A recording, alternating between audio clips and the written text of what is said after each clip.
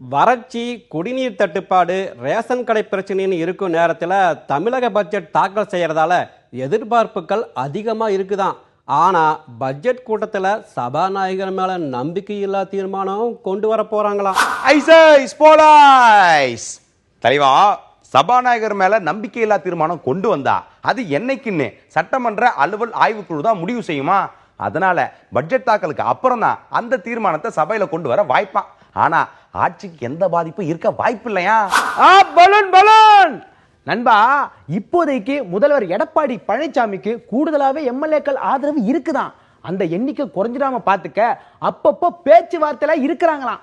ஆனாலும் சில எம்எல்ஏக்கள் மந்திரி பதவியை எதிர்பார்த்து காத்திருக்காங்களாம். அவங்கள குறி வச்சு எதிரணி காய் நகர்த்துறாங்களாம். வெற்றிகரமாக பட்ஜெட் கூட்டத்தை நடத்தி முடிச்சு மானிய கோரிக்கை தீர்மானங்களை நிறைவேற்றி சபாநாயகர் மேல கொண்டு வர நம்பிக்கையில்லா தீர்மானத்தை முறியடிச்சிட்டு அடுத்த 6 மாசத்துக்கு எந்த பிரச்சனையும் கிடையாது. அதனால பட்ஜெட்ல கவனம் செலுத்துவோம்னு கூட்டத்தை கூட்டுறாங்களாம். இதெல்லாம் நாங்களாவா சொல்லுறோம், வெளியில பேசிக்கிட்டுதாங்க ஐயா.